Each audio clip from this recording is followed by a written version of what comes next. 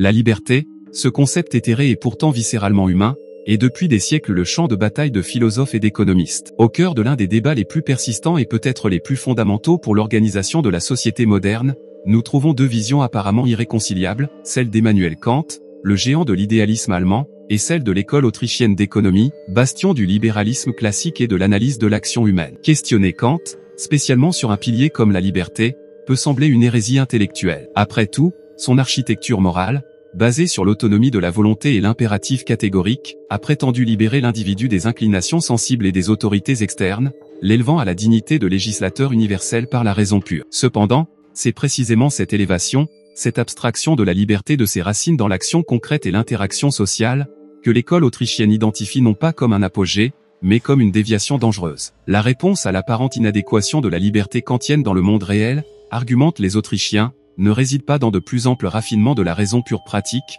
mais plutôt dans la compréhension brute et inéluctable de la nature du choix humain dans un monde de rareté et d'interdépendance, une compréhension que seule la praxéologie, la science de l'action humaine, peut offrir. La liberté kantienne, avec son accent sur l'intention rationnelle et la conformité à une loi morale auto-imposée, court le risque de devenir une liberté purement interne, déconnectée des conditions matérielles et sociales qui rendent le choix significatif. À quoi bon être autonome en pensée si les actions externes sont systématiquement frustrées ou contraintes? C'est ici que la simplicité radicale de la liberté négative autrichienne, l'absence de coercition physique ou de menace crédible de coercition de la part d'autres individus entre en scène, non pas comme une alternative mineure ou simplement économique, mais comme la condition de possibilité même pour toute forme de liberté qui mérite ce nom dans le domaine des relations humaines. Cet essai se propose de déconstruire l'apparente solidité de l'idéalisme kantien sur la liberté, en le contrastant avec l'analyse autrichienne et en argumentant que la seconde offre un fondement plus robuste, réaliste et, paradoxalement, plus protecteur de la dignité individuelle dans le tissu complexe des interactions sociales et économiques. Le voyage nous mènera à nous demander si la quête d'une liberté positive,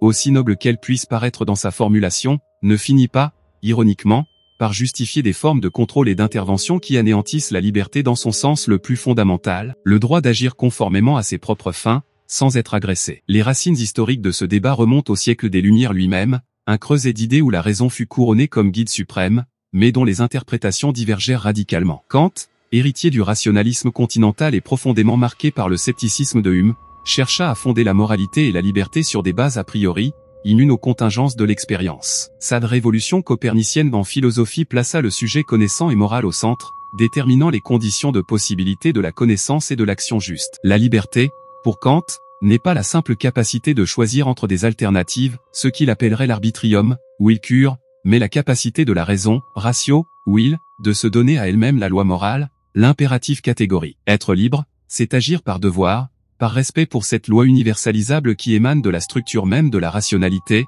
indépendamment des conséquences ou des inclinations personnelles. C'est une liberté comme autonomie, une autodétermination rationnelle. En contraste, la tradition qui culminerait dans l'école autrichienne trouve ses racines dans les Lumières écossaises, Hume, Smith, et chez les scolastiques tardifs espagnols, des courants qui, bien que divers, partageaient une plus grande attention à l'ordre spontané, aux conséquences non intentionnelles de l'action humaine et aux limites de la raison individuelle pour planifier la société. La liberté, dans cette lignée, était plus liée à la sécurité de la personne et de la propriété contre l'invasion arbitraire, qu'elle vienne du monarque ou d'autres citoyens. Adam Smith, par exemple, voyait dans le système évident et simple de la liberté naturelle la condition de la prospérité, où chaque individu, poursuivant son propre intérêt sous l'égide de la justice, entendue principalement comme non-agression, finirait par promouvoir le bien commun. L'école autrichienne, formalisée par Karl Manger à la fin du XIXe siècle et développée par des géants comme Böhm-Bawerk, Mises et Hayek, radicalisa cette perspective. Manger souligna le subjectivisme de la valeur, Mises développa la praxéologie, la logique de l'action humaine basée sur le choix intentionnel de moyens pour atteindre des fins subjectivement valorisées dans un monde de rareté. Hayek explora la nature dispersée et tacite de la connaissance dans la société et les dangers du constructivisme rationaliste qui tente de redessiner la société à partir d'un plan central. Pour les Autrichiens, la liberté pertinente pour l'interaction sociale et économique est la liberté négative, la protection contre la coercition. Sans cette protection, l'action humaine est distordue, le processus de découverte du marché est bloqué et la capacité même de poursuivre des fins individuelles, l'essence de la praxéologie est compromise. L'évolution de ces deux courants révèle un contraste fondamental. Kant cherche la liberté dans la raison abstraite, universelle et désintéressée, les Autrichiens trouvent la liberté dans l'action concrète, individuelle et intéressée, protégée de l'interférence coercitive. L'une cherche l'essence de la liberté dans le noumen, dans le royaume intelligible, l'autre, dans le phénomène, dans le monde de l'expérience et de l'interaction humaine. L'un des mécanismes cachés les plus puissants qui soutiennent l'apparente supériorité de la vision kantienne, et que l'analyse autrichienne cherche à démasquer, est ce que nous pouvons appeler le piège de l'abstraction universaliste. Kant, dans sa quête de fondements a priori et universels pour la moralité et la liberté, élève la raison à un plan quasi transcendantal, déconnecté des particularités de la condition humaine. J'espère que cette traduction et adaptation vous conviennent. N'hésitez pas si vous avez d'autres demandes. L'impératif catégorique agit seulement selon la maxime par laquelle tu peux vouloir en même temps qu'elle devienne une loi universelle, exige que chaque individu fasse abstraction de ses circonstances, de ses désirs et même de son identité concrète pour tester l'universalité de ses maximes d'action. La liberté réside dans cette capacité à s'élever au-dessus du particulier et à agir comme un législateur rationnel pour tous les êtres rationnels. Cela semble noble, mais cette abstraction a un coût exorbitant. Elle ignore systématiquement le fait central de l'existence humaine. Si cher aux Autrichiens, l'action se déroule toujours dans le temps et l'espace, par des individus concrets, avec une connaissance limitée, des valeurs subjectives et confrontées à la rareté. La praxéologie misésienne part de l'axiome irréfutable de l'action humaine. L'homme agit intentionnellement pour substituer un état de choses moins satisfaisant à un état plus satisfaisant, en utilisant des moyens rares pour atteindre des fins hiérarchisées subjectivement. Cette action est toujours contextuelle, toujours informé, ou désinformé, par la connaissance particulière de l'agent sur ses circonstances immédiates et ses attentes concernant l'avenir. Tenter d'appliquer une loi universelle abstraite, déconnectée de cette réalité concrète, n'est pas seulement impraticable, mais viole la nature même du choix humain. Comment puis-je vouloir que ma maxime devienne une loi universelle sans considérer les conséquences concrètes de cette universalisation dans un monde de ressources finies et de connaissances dispersées? L'universalisation kantienne présuppose une homogénéité de circonstances et de valeurs qui n'existent tout simplement pas. Pire encore, cette abstraction sert de camouflage parfait pour imposer une vision particulière du bien ou du rationnel sous le manteau de l'universalité. Qui définit quelle maxime a passé le test de l'universalisation? Inévitablement, ce seront ceux qui détiennent le pouvoir interprétatif ou politique. La liberté kantienne, en se désolidarisant de l'action concrète et de la propriété privée, qui pour les Autrichiens est l'institutionnalisation du contrôle sur les moyens rares nécessaires à l'action, devient compatible avec des régimes qui contrôlent extensivement la vie économique et sociale, pourvu qu'ils le fassent au nom d'un soi-disant devoir ou d'une rationalité universelle. L'école autrichienne, au contraire, insiste sur le fait que la liberté n'a de sens que dans le contexte de l'action individuelle et de l'interaction volontaire basée sur des droits de propriété clairement définis. La liberté négative ne pas être contraint dans sa personne et sa propriété ou est la condition nécessaire pour que les individus puissent poursuivre leurs propres fins, avec leurs propres moyens, basés sur leurs propres connaissances et valeurs. L'abstraction kantienne, en ignorant la rareté, la subjectivité de la valeur et la dispersion de la connaissance, crée une illusion de liberté qui peut facilement se convertir en son opposé, justifiant la coercition au nom d'un idéal inatteignable et, en fin de compte, inhumain. La véritable universalité, pour l'Autrichien, ne réside pas dans la loi morale abstraite, mais dans le fait même de l'action humaine et dans la nécessité de règles, comme la non-agression, qui permettent la coexistence pacifique de multiples plans individuels dans un monde partagé. L'illusion d'une rationalité objective unique, la subjectivité oubliée. Un autre mécanisme insidieux, intimement lié au précédent, est l'illusion de la rationalité objective univoque. La philosophie kantienne place une foi immense dans la capacité de la raison humaine à déterminer,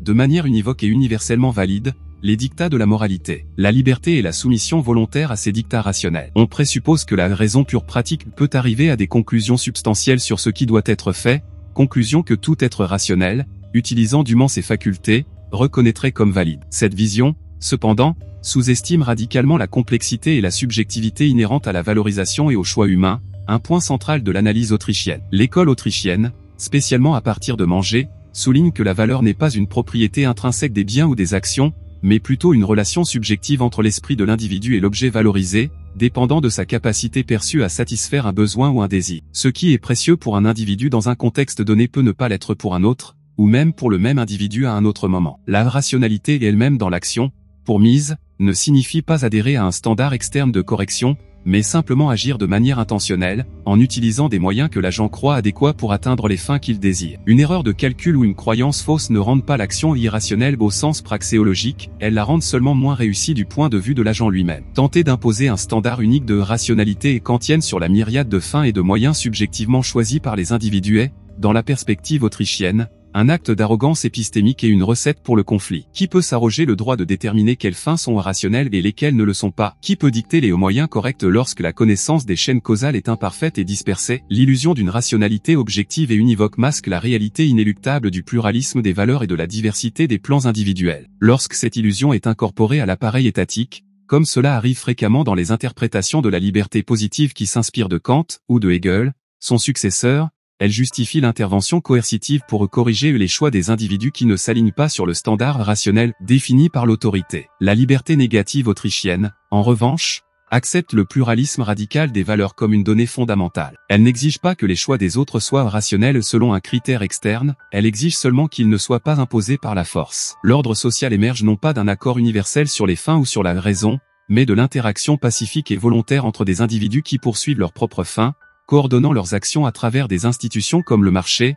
les prix et le droit de propriété, qui fonctionnent précisément parce qu'elles respectent la subjectivité et la dispersion de la connaissance. La tentative kantienne de fonder la liberté sur une raison monolithique finit par créer un idéal qui, en étant confronté à la réalité de la diversité humaine, ne peut être mis en œuvre qu'à travers la suppression de cette même diversité, niant la liberté au nom d'une conception abstraite d'elle. L'économie autrichienne nous rappelle que la véritable rationalité sociale ne réside pas dans un plan centralisé ou dans une loi morale universellement déchiffrée, mais dans la capacité du système à permettre que des millions de rationalités individuelles et subjectives se coordonnent pacifiquement à travers l'échange volontaire. Peut-être que l'angle mort le plus critique de la conception kantienne de la liberté, lorsqu'elle est analysée à travers le prisme des interactions sociales concrètes, est ce que nous pourrions appeler l'angle mort de la coercition justifiée. Pour Kant, la liberté fondamentale est l'autonomie interne, la capacité d'agir selon la loi morale dictée par la raison elle-même. La coercition externe n'est légitime que lorsqu'elle sert à lever un obstacle à la liberté, entendue comme autonomie. Par exemple, punir un criminel qui a violé la loi universalisable serait un acte de coercition légitime, car il restaure la condition de possibilité de la coexistence sous la loi morale. Le problème surgit lorsque cette justification de la coercition s'étend au-delà de la simple protection contre l'agression, le point central de l'approche autrichienne, et englobe la promotion active d'un état de choses considéré comme rationnel ou moralement nécessaire. Si la véritable liberté est l'autonomie rationnelle, alors ne serait-il pas justifiable de contraindre les individus à agir rationnellement ou à contribuer à un système qui est supposé promouvoir cette autonomie pour tous? C'est ici que la distinction autrichienne entre liberté négative, absence d'agression, et liberté positive, capacité ou pouvoir d'agir de certaines manières, devient cruciale. L'école autrichienne, en particulier dans les formulations de Mises, Hayek et Rothbard, adhère strictement au principe de non-agression, PNA, comme fondement de la liberté et de l'ordre social légitime. Toute initiation de force physique ou menace crédible de force contre la personne ou la propriété légitimement acquise d'autrui est considérée comme une violation de la liberté et, par conséquent, illégitime. La coercition n'est justifiable qu'en légitime défense ou pour rectifier une agression préalable. Cette vision contraste fortement avec l'ouverture potentielle de l'éthique kantienne à justifier la coercition au nom de fins supérieures. L'histoire est truffée d'exemples où des régimes, prétendant promouvoir la véritable liberté, qu'elle soit définie en termes de rationalité, d'égalité matérielle, de bien commun ou de conscience de classe, ont mis en place de vastes systèmes de coercition qui ont anéanti la liberté individuelle dans son sens le plus basique, celui de ne pas être importuné dans ses choix pacifiques. L'idéalisme kantien, en se concentrant sur l'intention et la conformité interne à la loi morale, peut involontairement fournir une justification philosophique à de tels projets. Après tout, si la liberté externe, l'absence de coercition physique, est secondaire par rapport à la liberté interne, autonomie rationnelle, alors il peut sembler acceptable de sacrifier la première au nom de la seconde. L'Autrichien répond que cette dichotomie est fausse et dangereuse. La liberté externe, la protection contre la coercition, n'est pas simplement secondaire, elle est la condition de possibilité pour que l'autonomie individuelle puisse se manifester dans le monde réel. Sans la sécurité que leurs actions pacifiques ne seront pas entravées par la force, les individus ne peuvent pas planifier, entreprendre, échanger, expérimenter ou en somme, ils ne peuvent pas agir comme des êtres autonomes. La coercition, même lorsqu'elle est justifiée par des motifs apparemment nobles comme la promotion de la rationalité ou de l'égalité, détruit la base même du choix individuel et de la coopération sociale volontaire. Elle substitue les plans des individus aux plans des planificateurs, l'ordre spontané du marché à l'ordre imposé du décret. L'angle mort kantien réside dans le fait de ne pas reconnaître que la coercition, sauf en réponse directe à l'agression, est toujours une violation de l'autonomie du contraint, quelles que soient les intentions du contrainteur. La liberté négative autrichienne, en plaçant la non-agression comme critère absolu, offre une sauvegarde beaucoup plus robuste contre la tyrannie, qu'elle soit bien intentionnée ou non. Elle reconnaît que la dignité humaine réside dans la capacité de faire ses propres choix, même si ces choix semblent irrationnels ou immoraux pour les autres, tant qu'ils n'empiètent pas sur la sphère de liberté d'autrui. Le problème de la connaissance ignorée, la dispersion du savoir face à la raison pure. Un quatrième mécanisme fondamental que l'analyse autrichienne expose dans l'apparente solidité de la liberté kantienne est le problème de la connaissance ignorée. La philosophie de Kant, avec son emphase sur la raison pure et les catégories a priori de l'entendement,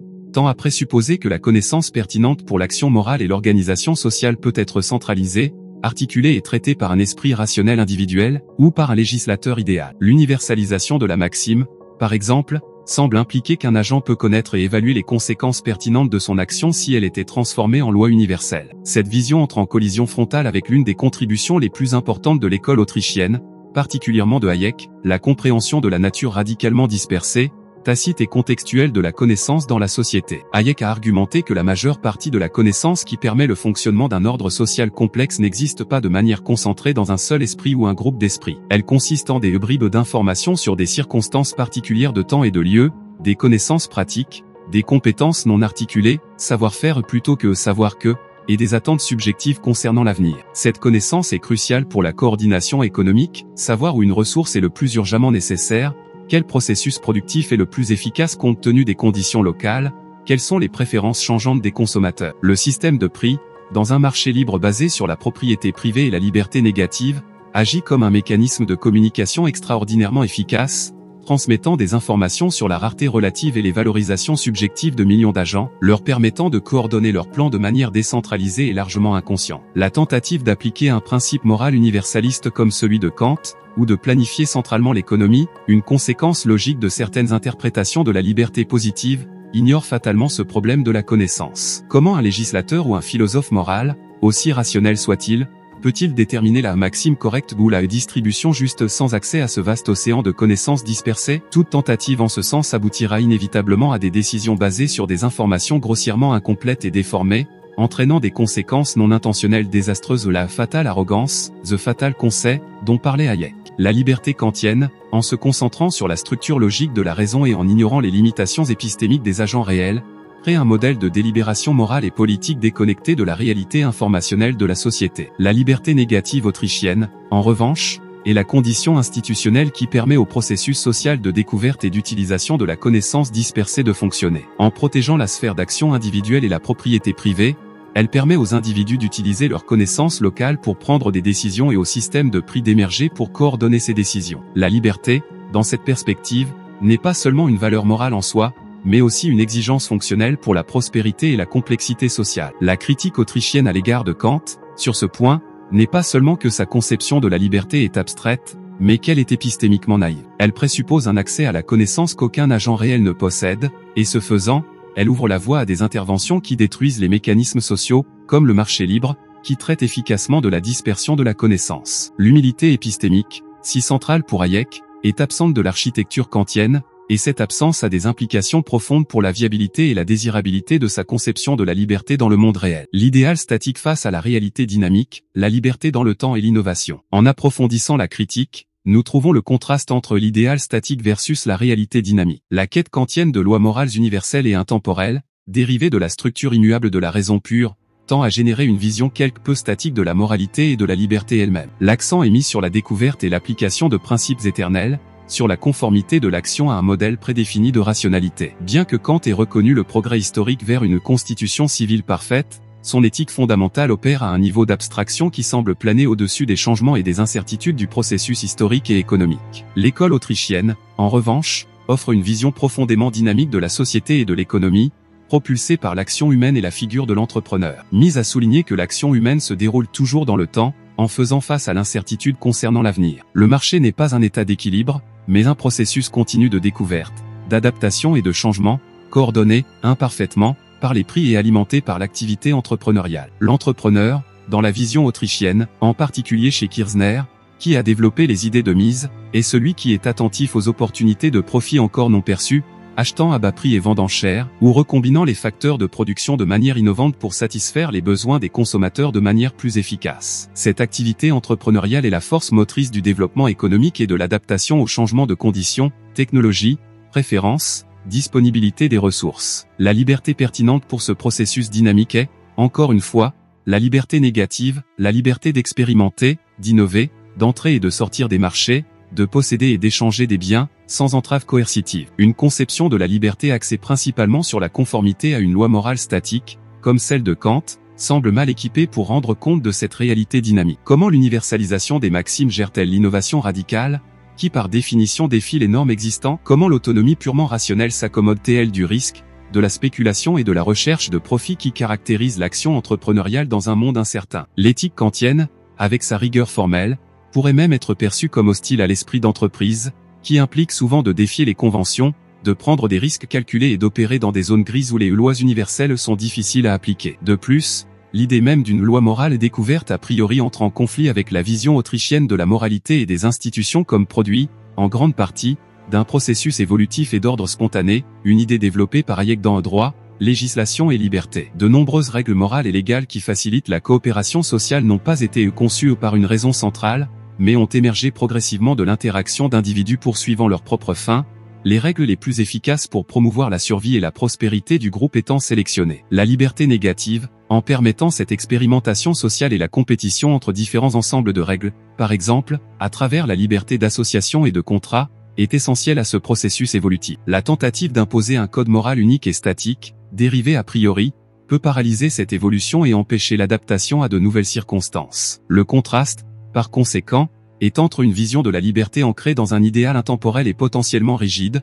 et une vision de la liberté comme la condition nécessaire à un processus social ouvert, dynamique, adaptatif et entrepreneurial. La critique autrichienne suggère que la première, malgré sa noblesse philosophique, est inadéquate pour comprendre et favoriser la complexité et la vitalité de l'ordre social humain tel qu'il existe et évolue réellement. Finalement, un mécanisme crucial qui différencie les deux approches et révèle une lacune significative dans l'applicabilité pratique de la liberté kantienne au monde des interactions sociales et de la négligence des droits de propriété comme fondement de la liberté externe. Bien que Kant ait certainement reconnu la nécessité de la propriété privée pour l'existence d'une société civile, discutée dans sa doctrine du droit, sa justification et son rôle semblent secondaires par rapport au primat de l'autonomie rationnelle interne. La propriété est un droit acquis, nécessaire pour garantir une sphère externe d'arbitre, mais sa fondation ultime repose toujours sur la conformité à la loi universelle de la raison. La liberté fondamentale demeure l'autodétermination rationnelle, et la propriété est un moyen pour cette fin, régulée par les principes de la justice publique. Pour l'école autrichienne, la relation est presque inverse,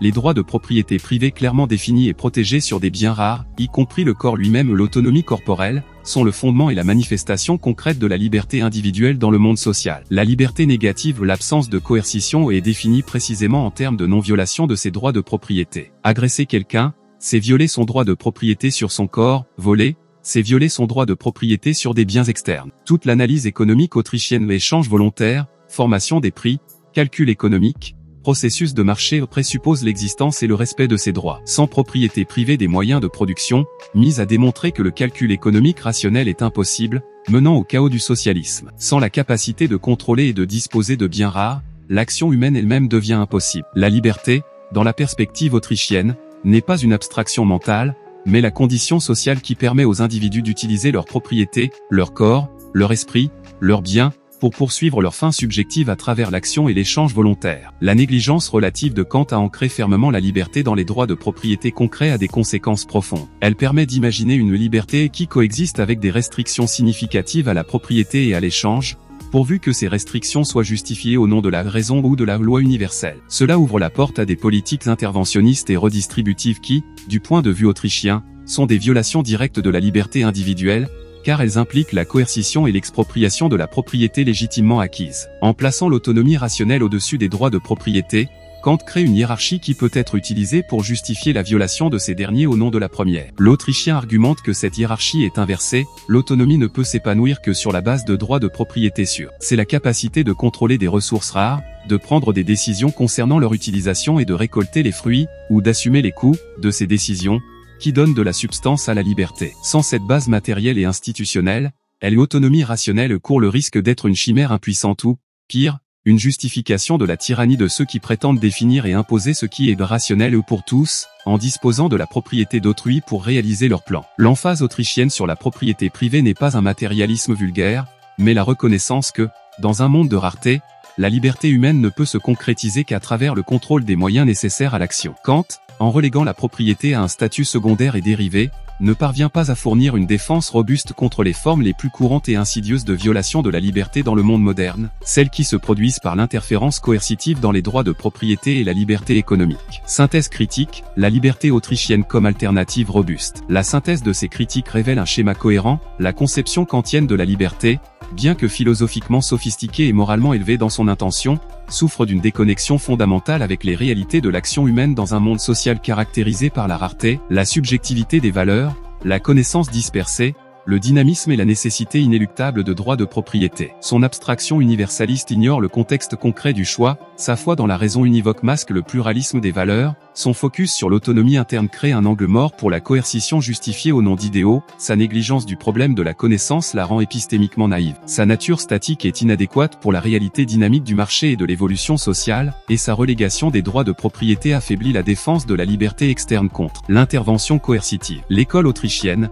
en revanche, offre une conception de la liberté négative comme absence de coercition sur la personne et la propriété ou qui est fermement ancrée dans la praxéologie, la science de l'action humaine. C'est une liberté qui reconnaît la subjectivité des fins et la limitation de la connaissance, qui valorise l'ordre spontané qui émerge de l'interaction volontaire plutôt qu'un plan rationaliste imposé, qui voit dans le marché et le système de prix des mécanismes essentiels pour la coordination sociale et l'utilisation de la connaissance dispersée, qui célèbre le dynamisme entrepreneurial comme moteur du progrès, et qui identifie dans les droits de propriété l'institution fondamentale qui rend la liberté concrète et les interactions pacifiques possibles. Alors, quelle voie suivre? La conclusion transformatrice qui émerge de cette analyse n'est pas un simple rejet de Kant, dont la contribution à la philosophie morale demeure monumentale, mais un appel à redéfinir notre compréhension de la liberté, spécialement dans les sphères politiques et économiques, à la lumière des critiques autrichiennes. Il s'agit de reconnaître les limites de l'idéalisme rationaliste et d'embrasser une vision plus humble, mais plus robuste, de la liberté, fondée sur la réalité de l'action humaine. Le premier pas est d'intérioriser la primauté de la liberté négative. Nous devons résister à la séduction de redéfinir la liberté comme un pouvoir ou une capacité de,